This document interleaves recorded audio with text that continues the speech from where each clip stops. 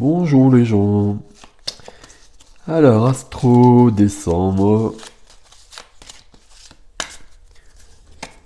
Astro, décembre 2021 pour les scorpions. Et c'est parti pour les scorpions. Alors, bon, on a une carte visiblement qui se présente. Le roi de denier. On va voir s'il revient. Le roi de la matière.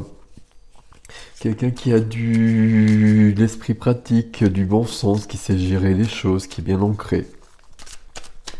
On va voir. C'est plutôt pas mal, un roi, de toute façon, d'une manière ou d'une autre.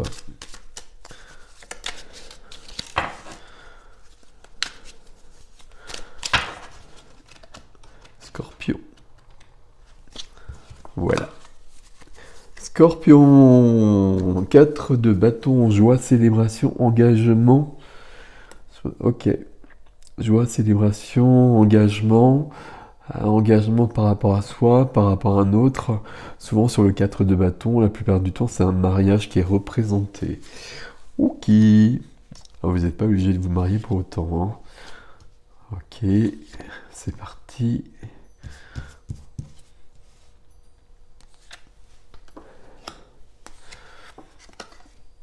Ok.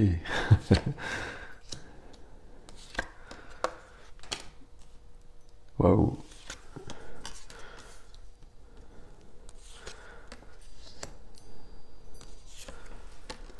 Et alors on a quoi? On n'a pas de majeur ici. On n'a pas de majeur, on a 2 10, on a 2 5. Eh bien, on va lire tout ça. Et on a quelque chose de sentimental. On va voir. La carte centrale pour les scorpions, c'est l'as d'épée. L'as d'épée, c'est l'épée qui tranche dans la nuit pour mettre de la lumière, pour tout éclairer. C'est que au niveau de notre mental, les choses deviennent plus claires. Que la vérité apparaît aussi. Quand l'as d'épée est là, il peut y avoir besoin de vérité parce qu'il y a des choses qui sont peut-être pas claires quelque part. Et comme par hasard, c'est dans le domaine sentimental qu'on va retrouver des épées. Il y a peut-être quelque chose de cet ordre-là. L'as d'épée, il est aidé par le valet de denier. Le valet de denier, c'est une avancée dans la matière. Ça veut dire qu'on va bouger dans notre vie, qu'on va évoluer dans notre vie d'une manière concrète. On peut avancer, on peut avoir des opportunités qui se présentent. C'est une carte notamment au niveau professionnel d'évolution ou de nouvelles activités.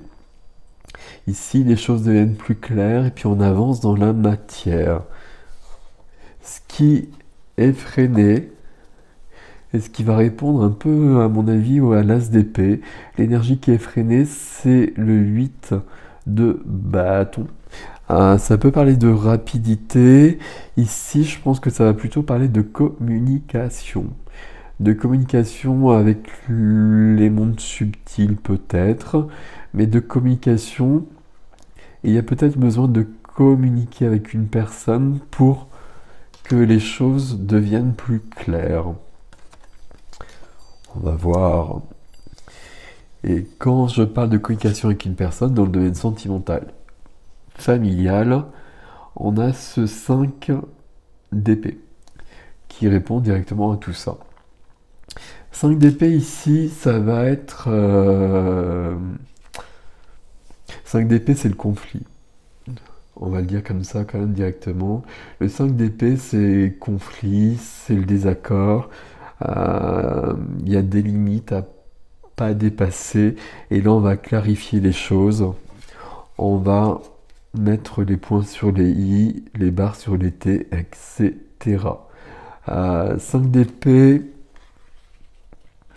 c'est pas une carte hyper cool, on va dire, hein. Le 6 d'épée, on pourra avancer, on pourra passer à autre chose. Le 5 d'épée, on va régler nos comptes en quelque sorte. Ça va pas être très épanouissant. Euh, Personne n'en sort grandi en quelque sorte, mais on peut avancer vraiment et c'est plutôt pas mal. C'est plutôt pas mal. Dans la matière, dans la profession, dans les activités à côté, au niveau financier. La carte du bonheur. La carte du bonheur, le 10 de coupe qui est là. D'ailleurs, ça m'a pas l'air équilibré ça. J'ai des deniers, j'ai des épées. Si j'ai des bâtons et j'ai des coupes. Oui, c'est pas équilibré parce que j'ai pas de majeur. Ok, pardon. Ici, tout va bien. On va le dire comme ça, tout va bien. Il y a une évolution peut-être justement ici. Il y a une évolution ici dans la matière et peut-être au niveau des activités. Et pour moi, il y a une évolution ici et tout va bien parce que à côté, et notamment ici, dans le domaine sentimental ou familial, il y a des choses qui sont mises à jour, qui sont réglées, qui avancent en tout cas. L'âme, la vie de l'âme, la vie spirituelle, la vie intérieure, ben là, ça semble quelque peu lourd. Le 10 d'épée, c'est quand même la carte du fardeau. La carte du fardeau. La carte du fardeau. Il y a des choses trop lourdes. L'âme, alors peu importe comment vous le ressentez, non pas peu importe comment vous le ressentez justement, mais peu importe le vocabulaire. Euh, Il y a des choses trop lourdes ici. Il y a des choses trop lourdes et c'est pour ça qu'on a cet as d'épée à la base qui vient justement se débarrasser de ce fardeau. Ce fardeau, c'est un poids que porte l'âme et elle ne veut plus le porter. Elle ne veut plus le porter, ça semble disparaître par les mots, d'une manière ou d'une autre, par la communication. Là, je parle de communication et quand je disais que le valet d'épée, la princesse de Pentacle ici, nous permettait d'avancer, vous voyez qu'elle est en train d'écrire, qui plus est. Ok. Si on regarde, alors ça m'énerve, ça bouge. Si on regarde le défi c'est le couple. On va le dire comme ça. Défi c'est le couple. Ici on peut parler d'une rencontre. On peut parler d'un couple existant. En tout cas c'est la bonne rencontre, c'est important. Mais ça apparaît dans le défi. Donc il y a quand même des choses à régler. Ça apparaît dans le défi, il y a des choses à régler. Ici, on avait le 4 de bâton à l'union qui plus est. Ok. Ça pourrait être une rencontre qui ne serait pas amoureuse. Mais comme on a ces épées ici, ça semble quand même adapté parce que là, il y a des choses à rectifier. Il y a des choses à rectifier pour devenir le roi de coupe. Homme ou femme, peu importe, mais le roi de coupe, le roi de cœur. Donc quelqu'un qui est dans une plénitude émotionnelle et dans une maîtrise de ses émotions, de sa sensibilité, et qui est en même temps est dans une pleine ouverture du cœur. Et qui peut exprimer justement ce qu'il a à dire sans être débordé, sans être dépassé par sa sensibilité, par son émotionnel. Et la troisième carte du défi, mais on va voir les trois ensemble quand même, c'est aussi du 5. Le 5 de bâton, ici, c'est pas comme le 5 d'épée. Le 5 de bâton, c'est un tumulte qui est plutôt intérieur et qui va nous remuer et nous permettre de dépasser des situations. Le 6 de bâton qui arrivera après, ce sera la victoire, la reconnaissance. Le 5 de bâton, il fait remonter ce qui doit remonter, et notamment ce fardeau que l'on porte quelque part et qui visiblement se cristallise ici, à mon avis. Le défi, si on regarde les 3 cartes ensemble comme ça, bah, ça nous parle quand même d'un couple, ou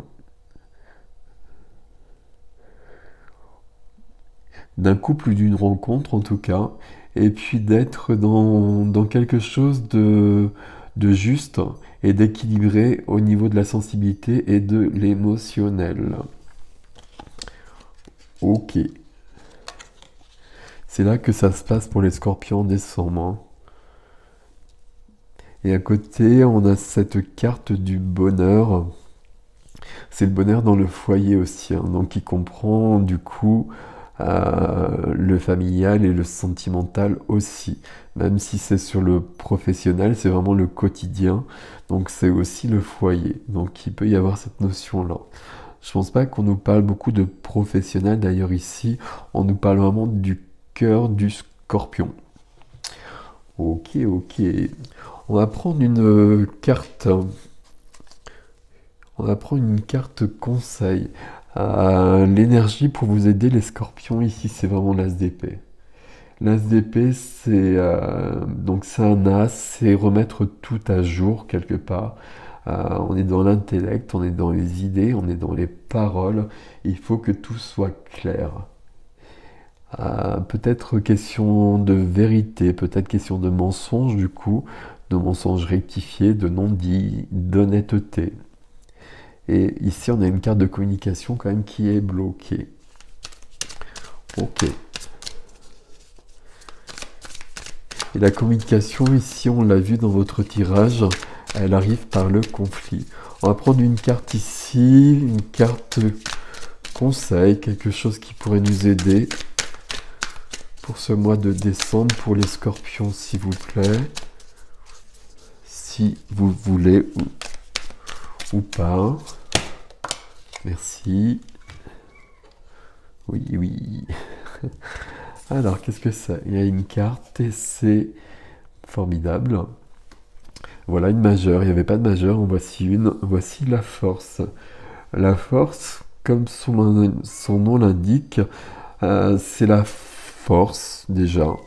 La force de dépasser les événements, la force de déposer le fardeau, de se libérer des fardeaux, la force de dire les choses, la force de faire face au tumulte aussi. Oups, pardon.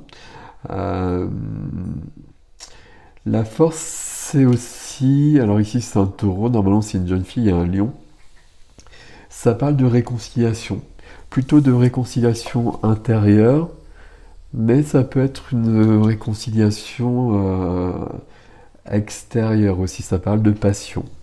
De passion qui arrive après le conflit.